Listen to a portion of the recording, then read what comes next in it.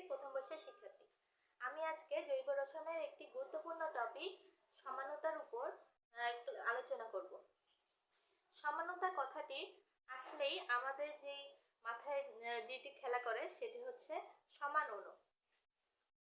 সমান অণু জৈব রসায়নের ভাষায় বলতে বোঝায় আণবিক সংকেত একই হবে কিন্তু গাঠনিক অথবা ত্রিমাত্রিক বিন্যাস পরমাণুগুলোর ভিন্ন হবে। তাই সমানতাকে মেইনলি বলা যায় গাঠনিক সমানতাকে মেইনলি দুই ভাগে ভাগ করা যায়। একটা হচ্ছে হলো গাঠনিক সমানতা আর একটি হচ্ছে হলো স্টেরিও বা ত্রিমাত্রিক সমানতা। গাঠনিক সমানতাকে 5 ভাগে ভাগ করা যায়। একটি হচ্ছে হলো অবস্থান সমানতা, একটি হচ্ছে হলো চেইন সমানতা, অবস্থান সমানতা, কার্যকরী মূলক সমানতা, মেটামারিজম, টটোমারিজম। আর হচ্ছে আমরা আর হচ্ছিল আমরা স্টেরিও সমানতা বা ত্রিমাত্রিক সমানতাকে দুই ভাগে ভাগ করতে পারি। একটা হচ্ছে জ্যামিতিক সমানতা অথবা হচ্ছিল জ্যামিতিক সমানতা অথবা সিস্টেন্স সমানতা, আর আরেকটা হচ্ছে আলোক সমানতা। গাঠনিক সমানতার মধ্যে রয়েছে চেইন সমানতা। চেইন সমানতা বলতে বোঝায় শাখাগুলো কোনো ওই যৌগ দুইটার শাখা ভিন্ন হবে, কখনোই একই হবে না শাখা। যেমন আমরা বিউটিন এবং আইসোবিউটিনের ক্ষেত্রে বলতে পারি এখানে বিউটেন এবং আইসোবিউটেনের ক্ষেত্রে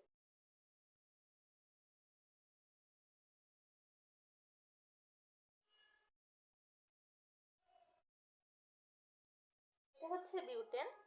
আমরা যদি আইসোবিউটেন বলতে বলি, আইসোবিউটেনকে আবার 2-মিথাইল প্রোপেনও বলা হয়, কারণ এখানে 3টি হচ্ছিল কার্বন আছে এবং হচ্ছিল একটি হচ্ছিল শাখা, একটি মিথাইল শাখা রূপে থাকে।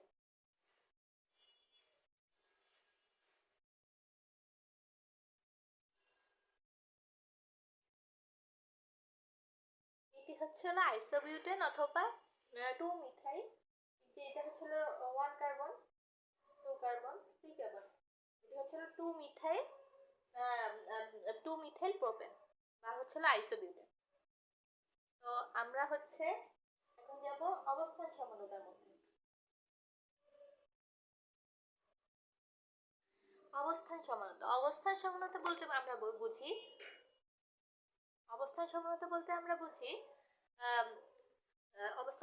বলতে আমরা বুঝি হচ্ছে কার্যকরী মূলক সেম হবে কিন্তু কার্বনের অবস্থান আলাদা হবে। কার্বনের অবস্থান আলাদাভাবে কার্যকরী মূলকটা বসবে। মানে যখন হচ্ছিল একটা ধরেন হচ্ছিল বিউটিন 1 আর বিউটিন 2 এর মধ্যে, এটার ক্ষেত্রে হবে হচ্ছিল বিউটিন 1 এবং বিউটিন 2 এর মধ্যে বিউটিন 1 হলে হবে হচ্ছে CH3 CH আর C দিতে হবে, CH3 CH2 CH। তো এখানে আমরা দেখতে পাচ্ছি যে এটা হচ্ছে 1 কার্বন, এটা হচ্ছে 2 কার্বন, এটা হচ্ছে 3 কার্বন, এটা হচ্ছে 4 কার্বন।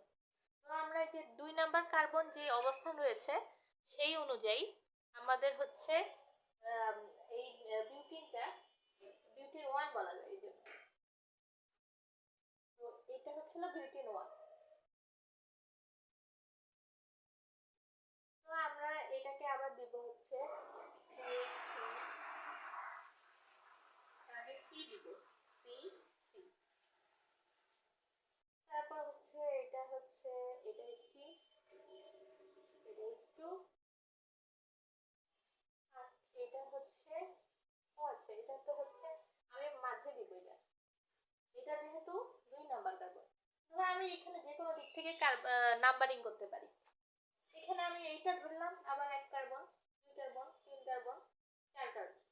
তো আমাদের এখানে এই 2 কার্বনে রয়েছে হচ্ছিল এই ডাবল বন্ড।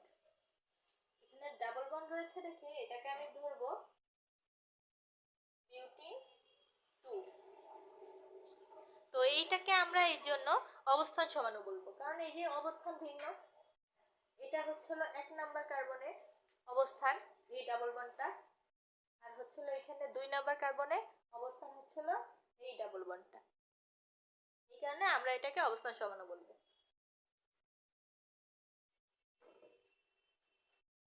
অবস্থান সমাণুর আরেকটি যদি উদাহরণ দেখি তাহলে বলা যায় ইথানল। ধরি ইথানল CH3 আগে C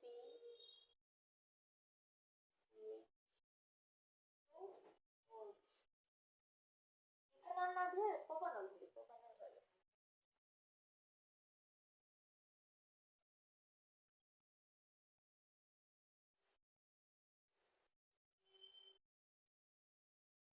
এটা হচ্ছে OH, এটা হচ্ছে CH3 CH2 CH2 OH।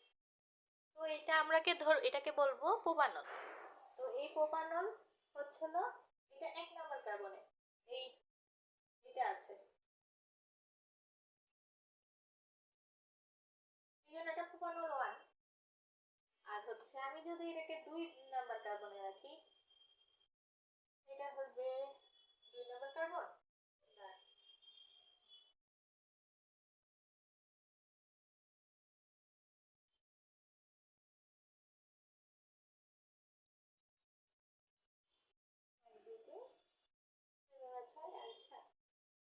হ্যাঁ ঠিক আছে, এটা হচ্ছিল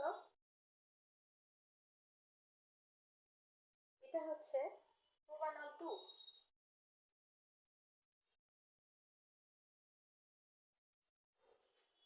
তো এই প্রোপানল 2 হচ্ছে আমরা অবস্থান অনুযায়ী বসাচ্ছি।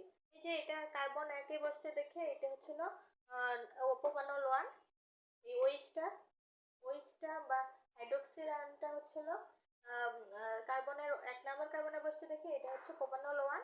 আর হচ্ছিল হাইড্রোক্সিল আয়নটা 2 নাম্বার কার্বনে বসছে দেখে এটা হচ্ছে 2 নাম্বার। এটা যে কোনো দিক থেকে নাম্বারিং করা যাবে। এই 2 নাম্বার কার্বনে বসছে দেখে এটা হচ্ছে প্রোপানল 2। তো আমরা আগে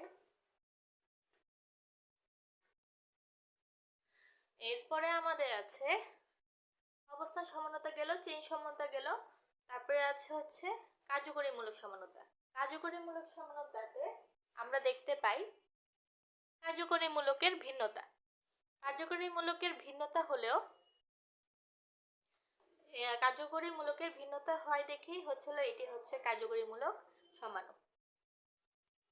মূলত আমরা একটা কথা মনে রাখতে পারি, কার্যকরীমূলক সমানতা এবং হচ্ছে টটোমারিজম এই দুটি যৌগ কার্যকরীমূলক ভিন্ন হলেও কিন্তু বাকি যেই সমানতাগুলো রয়েছে গাঠনিক সমানতার মধ্যে তাদের হচ্ছিল সমগোত্রীয় হয়, সবগুলো কার্যকরীমূলক সেম হয়, এই জন্য ওগুলো আলাদা। কিন্তু যদি আমরা কার্যকরীমূলক সমাণু ধরি তাহলে আমরা ধরতে পারি ইথানল এবং অ্যালকোহল। ইথানল না, ইথানল এবং ইথার।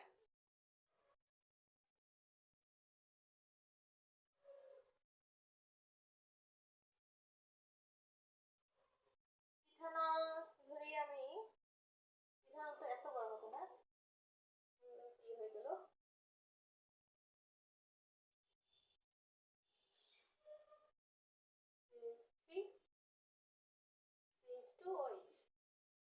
এটা কি? এটা হচ্ছে ইথানল।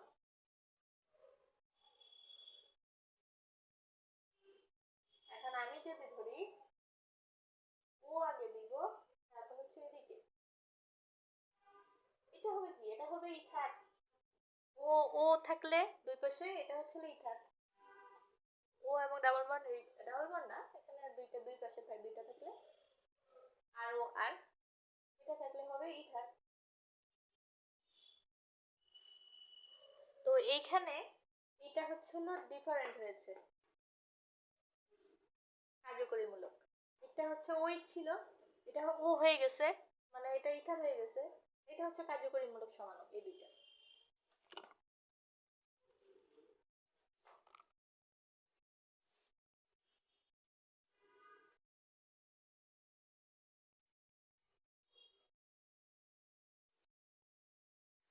তারপর আমরা দেখব কার্যকরীমূলক সমানুর পরে রয়েছে মেটামারিজম এবং টটোমারিজম। মেটামারিজম, এই মেটামারিজম আসলে অবস্থান সমানুতার একটি বিশেষ রূপ। আর মেটামারিজমের মধ্যে আমরা যেই যৌগগুলো পাই সেগুলো হচ্ছে ইথার, কিটোন, আর হচ্ছে হলো সেকেন্ডারি অ্যামিন। এটাকে আমরা মনে রাখতে পারি সে কই বলে, সে কই এভাবে মনে রাখতে পারি। তারপর আমরা এই মেটামারিজম মূলত বোঝায় হচ্ছে ধর কোনো কার্বন হলে মানে সেই মানে কোনো হচ্ছে হলো কার্যকরীমূলক থাকলে সেই কার্যকরীমূলকের উভয় পাশে যদি হচ্ছে হলো কার্বন সংখ্যা ভিন্ন হয় তাহলেই সেটা হচ্ছে হলো একটার সমানু হবে, একটার সমানুর বদলে আরেকটা সমানু হবে। যেমন হচ্ছে কার্যকরীমূলক সমানতার ক্ষেত্রে আমরা ধরতে পারি এই ইথারকে যদি ধরি আমরা OC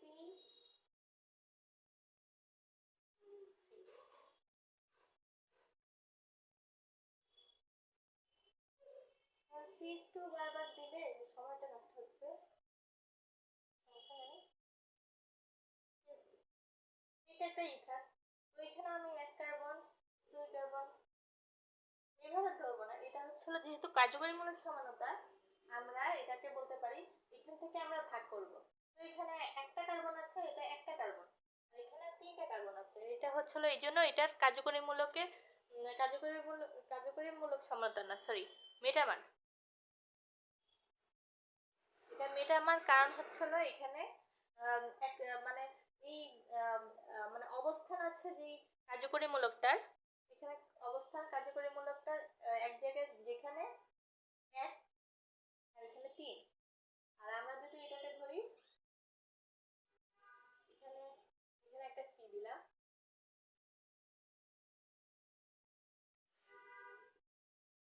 এটা হচ্ছে সি। তো এখানে আমরা ধরবো CH2 CH3, এখানে আমরা এইখান থেকে আবার ভাগ দিব, তাহলে এখানে কত হয়, এখানে দুইটা কার্বন হয়, এখানে দুইটা কার্বন হয়। তো আমরা হচ্ছে এই মেটামারে আমরা দেখব মেটামারে আমরা দেখব হচ্ছে যখন আমরা কার্যকরীমূলক থাকবে যেই জায়গায় যেই অবস্থানে থাকবে সেইটাকে আমরা ভাগ দিব মাঝখান দিয়ে। তো তাহলে তখন যেই বাম পাশে ধরেন এক আছে আর ডান পাশে হচ্ছে তিন আছে, তারপর হচ্ছে এখানে ভাগ দিলাম, এই পাশে বাম পাশে দুই আছে, ডান পাশেও দুই আছে, এখানে আমরা এই দুইটাকে আমরা বলতে পারি হচ্ছে মেটামার সমানু, এটাকে বলতে পারি আমরা মেটামার সমানু। এর জন্য এটা হচ্ছিল বিশেষ মেটামার বিশেষ অবস্থান সমানু, এটাকে আমরা বলতে পারি।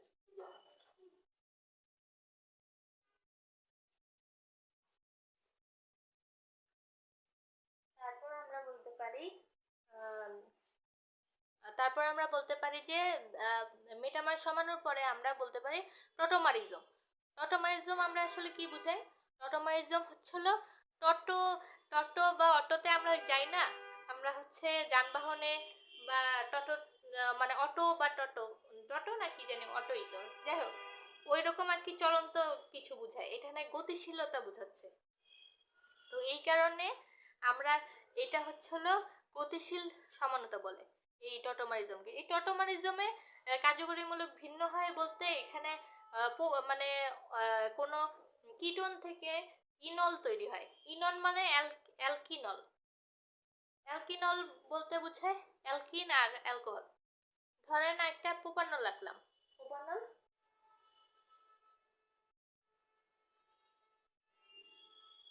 প্রোপানল না প্রোপানন রাখলাম, প্রোপানন কারণ হচ্ছে এটা হচ্ছে একটা কি, এটা হচ্ছে একটা ইয়ে কিটোন, এটা একটা কিটোন।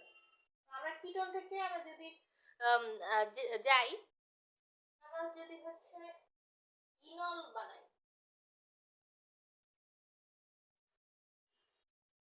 ইনল মানে এখানে ওই হবে কপি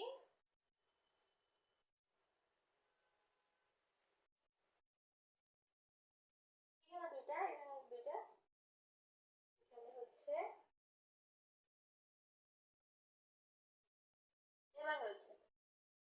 একটি হচ্ছিল ইনল,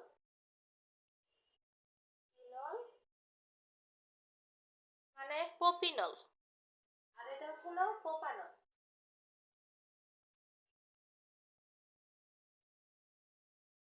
তো আমরা এটার মাধ্যমে টটোমারিজম শেষ করলাম।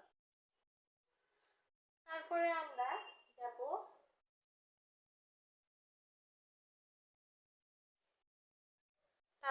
যাব যে স্টেরিও বা ত্রিমাত্রিক সমানতায়।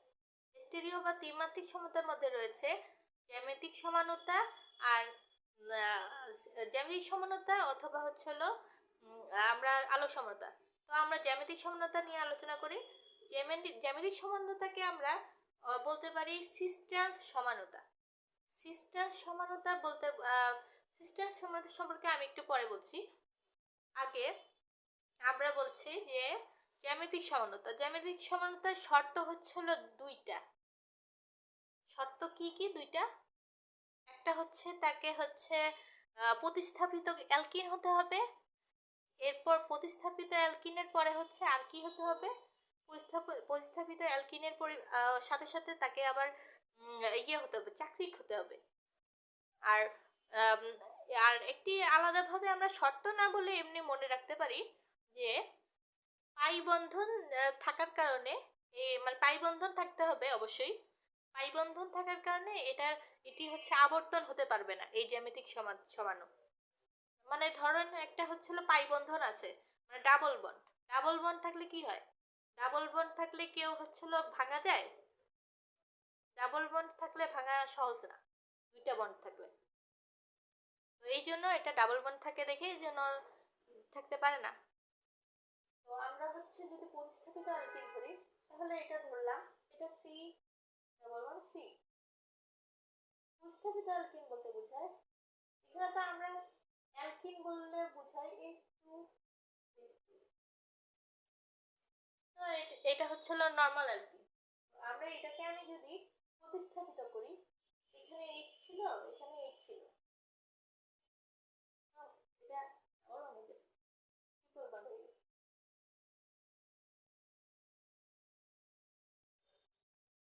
এটা হচ্ছে সি, হচ্ছে H, এটা হচ্ছে H।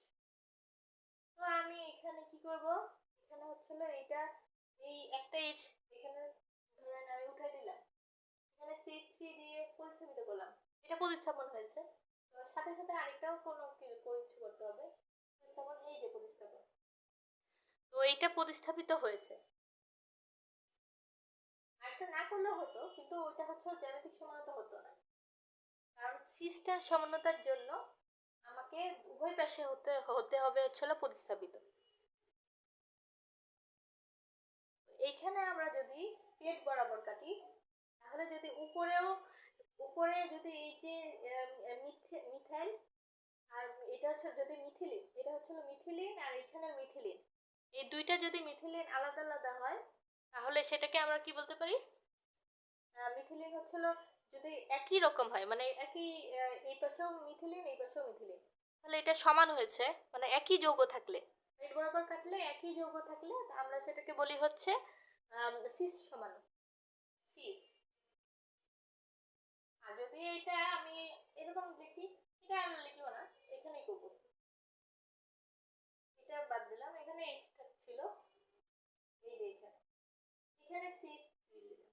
তো এইখানে দেখেন এইটা হচ্ছে পেট বরাবর কাটলাম, এখন যদি আমি করি, এখন পেট বরাবর কাটলাম, এখন কি হবে, এখানে এইচ রয়েছে আর এখানে CH3 রয়েছে, তাহলে আমি এটাকে কি বলবো, এটাকে আমি বলবো ট্রান্স।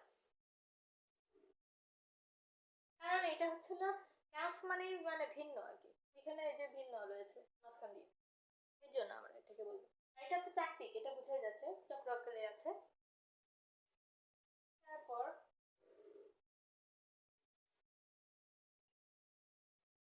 আমরা আমরা জানি যে হচ্ছে যদি আমরা ভৌত ধর্মের ক্ষেত্রে বলি সিস সমাণু এবং ট্রান্স সমাণুর ক্ষেত্রে, আমরা যদি ভৌত ধর্মের ক্ষেত্রে বলি তাহলে কি বলা যায়? ভৌত ধর্ম হচ্ছিল সিস সমাণুর ক্ষেত্রে শুধু হচ্ছে গলনাঙ্ক এবং হচ্ছে সুস্থিতি, যেটা গলনাঙ্ক এবং সুস্থিতি কম হবে, আর বাকি সবই হচ্ছিল এই সিস সমানুরই বেশি হবে। আর ট্রান্সের ক্ষেত্রে এর উল্টা হয়। এভাবে আমরা মনে রাখতে পারি। আর আমরা আরেকটা জিনিস মনে রাখতে পারি যে হচ্ছে ট্রান্স সমানু সিস সমানু এবং সিস সমানু ধরতে পারি, যদি সিস সমানু ম্যালিক অ্যাসিড হয় তাহলে হচ্ছে ট্রান্স সমানু হবে ফিউমারিক অ্যাসিড। তারপর আরেকটা ধরতে পারি যে এখন আমরা হচ্ছে আলোক সমানতায় চলে আসব। হ্যাঁ, তো আলোক সমানতার ক্ষেত্রে আমরা যে বৈশিষ্ট্যগুলো দেখতে পাই সেগুলো হচ্ছে আলোক সমতার ক্ষেত্রে আমরা যে বৈশিষ্ট্যগুলো দেখতে পাই সেগুলো হচ্ছে আলোক সমতায় অবশ্যই অপ্রতিসম কার্বন থাকবে। অপ্রতিসম কার্বন বলতে কি বোঝায়? অপ্রতিসম কার্বন বলতে বোঝায় কাইরাল কার্বন। কাইরাল কার্বন বলতে বোঝায় এই যে চার হাতে কার্বনের চারটা হাত রয়েছে, চার যোজনীয় রয়েছে। কার্বনের চার যোজনীর মধ্যে চারটা হাতে চার রকমের মানে মূল্য থাকবে, মূল্য না যৌগ আর কি। চার হাতে চার রকমের যৌগ থাকবে, যেমন এটাকে আমি একটা ল্যাকটিক অ্যাসিড আঁকবো, কারণ ল্যাকটিক অ্যাসিড একটি আলোক সক্রিয় সমান।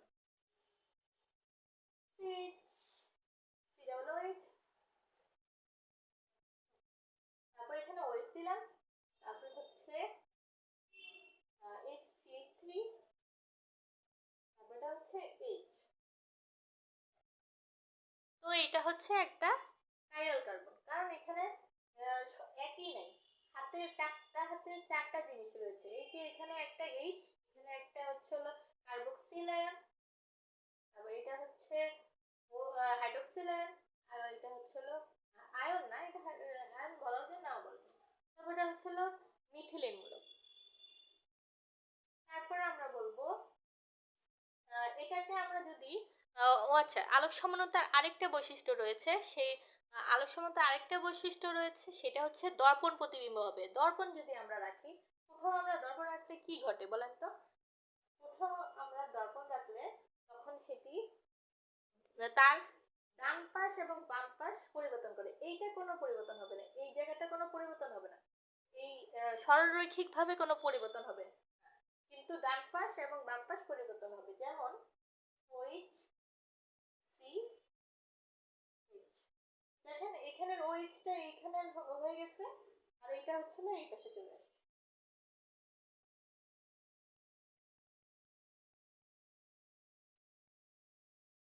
তো এই ল্যাকটিক অ্যাসিডের ক্ষেত্রে এরকম হয়।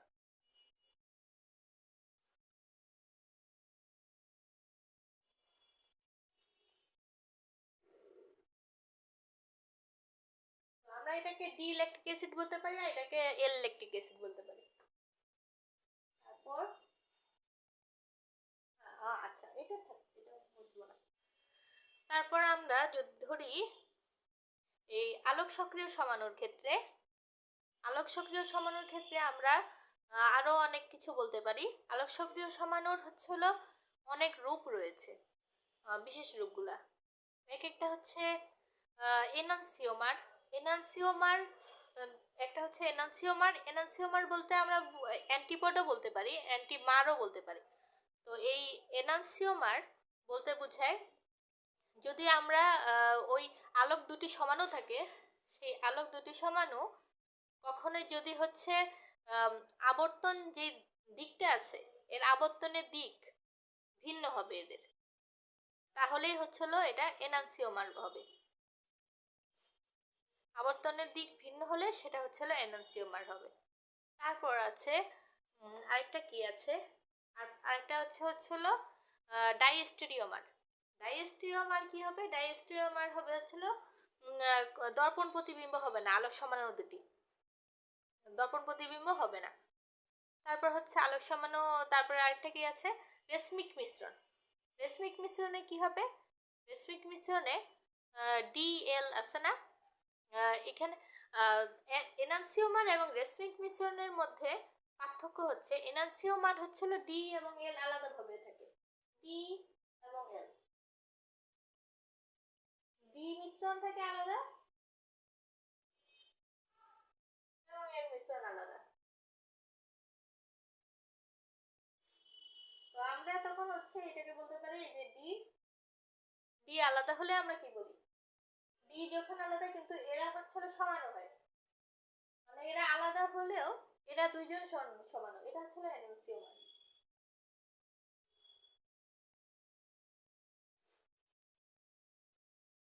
তারপর আমরা যদি বলি ডি এর সাথে হচ্ছে, এখন আমি যদি এই দুইটাকে যোগ করে দিই, এটাকে যদি আমি প্লাস করে দিই, এই দুটো যদি প্লাস হয়ে যায়, এটা আমি যোগ করে দিলাম, এটাকে আমি যোগ করে দিলে কি হবে, রেসমিক মিশ্রণ হয়ে যাবে।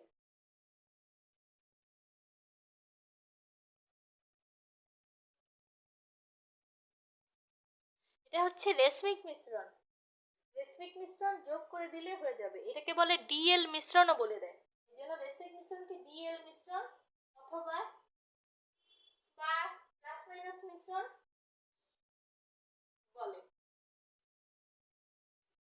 ডিএল মিশ্রণ বা প্লাস মাইনাস মিশ্রণ বলে।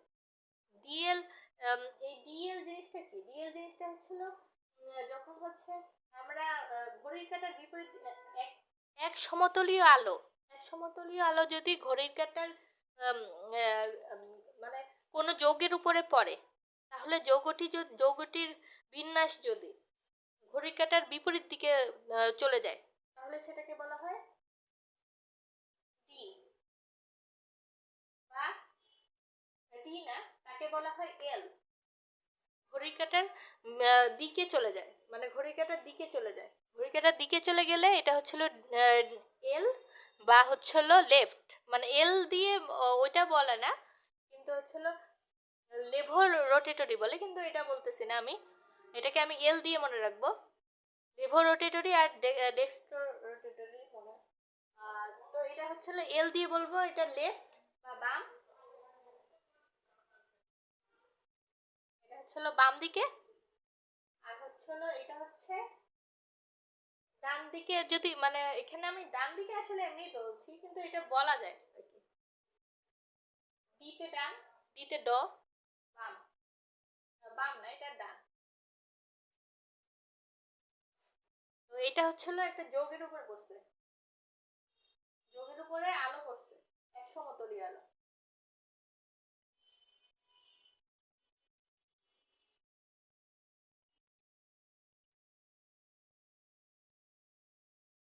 যৌগটা এভাবে ঘুরে গেছে, এই পাশে গেলে মানে হচ্ছে যদি ঘড়ির কাঁটার দিকে যায় তাহলে সেটা হচ্ছিল বাম, আর ঘড়ির কাঁটার বিপরীত দিকে গেলে সে হচ্ছে ডান বা ডি, এল বা ডি।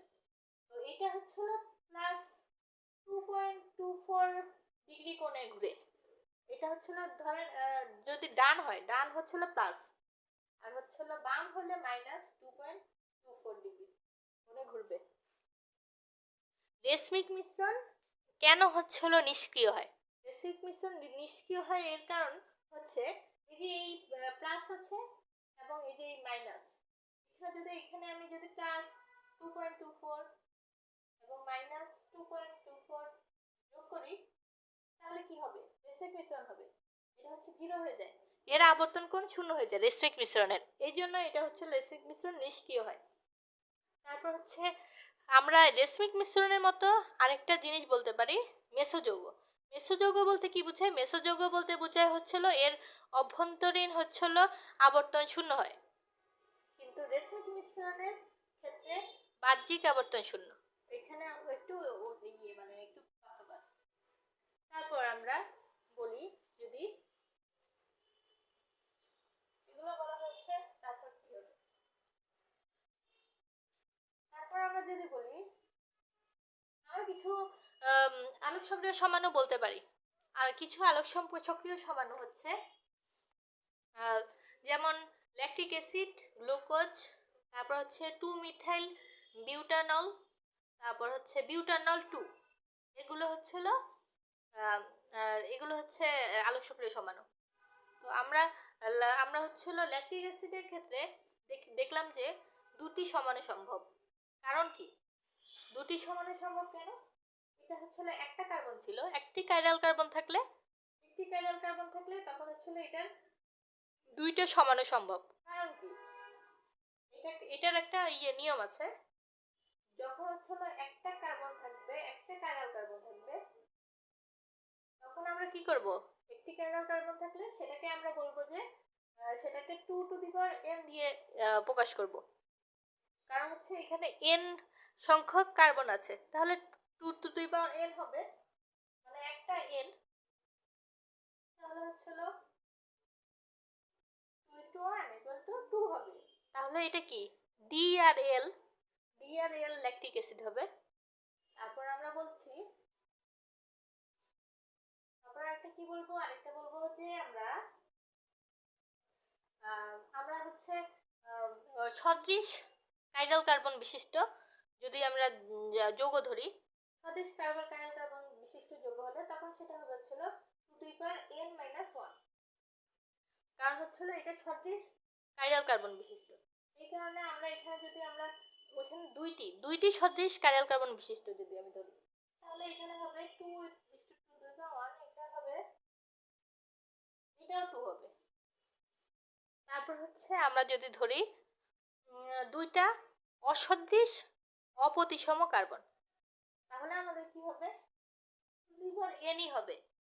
এখানে আমরা যদি 2 ধরি, এখানে 2 ধরলাম, এখানে কত হবে, এখানে 4 হবে। তো আমরা যদি বলি যে সদৃশ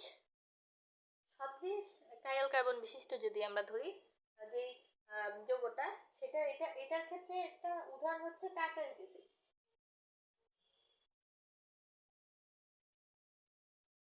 যেটা তেঁতুলে থাকে।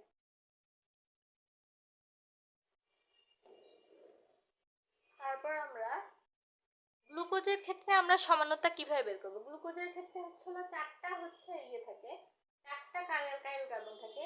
এই কারণে আমরা গ্লুকোজের ক্ষেত্রে আমরা 2^4 বলবো।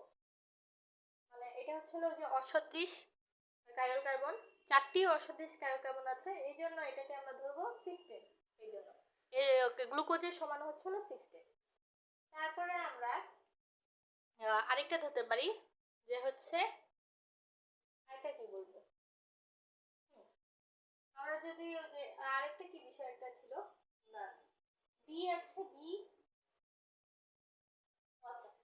ডি যে ইয়েটা আছে, ডি গ্লুকোজ না, ডি ল্যাকটিক অ্যাসিড ধরি। ডি ল্যাকটিক অ্যাসিড আমাদের কি করে, ডি ল্যাকটিক অ্যাসিড আমাদের আমরা মাংসপেশিতে শক্তি যোগায়।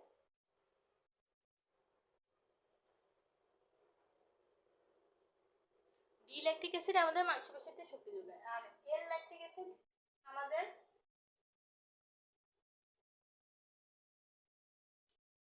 টক দধিতে থাকে।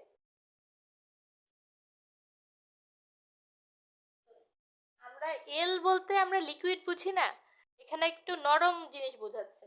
আর ডিটা তো হার্টের ডি আছে, হার্টের ডি। তো এই ডি থেকে আমরা মাংসপেশি শক্ত মনে রাখতে পারি, টক দধি। আর এইটা এল মানে দধি, একটা দুধ একটা নরম জিনিস, সেরকম আর কি দধিও একটা নরম জিনিস, এরকম মনে রাখতে পারি। এল মানে লিকুইড টাইপের। তারপরে আমরা গ্লুকোজ, ডি গ্লুকোজ,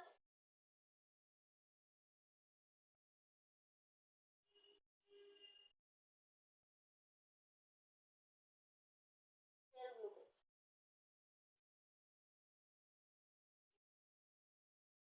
এল গ্লুকোজ আমাদের প্রস্রাব রূপে বের হয়ে যায়, এই কারণে আমরা এটা লিকুইড বলতে পারি। এটা এভাবে মনে রাখতে পারি, খালি আমরা এই এল লিকুইড দিই, এল দিই, এটাকে আমরা প্রস্রাব মনে রাখতে পারি। আর এটা এমনি গ্লুকোজ, গ্লাইকোজেন। আমি একটা বিষয় বলতে ভুলে গিয়েছিলাম, আলোক সমানতার ক্ষেত্রে আলোক সমানতার আরেকটি বৈশিষ্ট্য রয়েছে, এটি অসমাপতিত হবে। অসমাপতিত বলতে কি, আমরা যদি একটা দর্পণ রাখি, তো এই দর্পণের মধ্যে একটা আরেকটার উপরে যদি না পড়ে, একটা মানে একটার প্রতিবিম্ব আরেকটার উপরে যদি না পড়ে, পতিত হয়, সেটা অসমাপতিত। এটাই মেইন কথা। তো এটাই ছিল আমার লাস্ট কথা। আল্লাহ হাফেজ। আসসালামু আলাইকুম।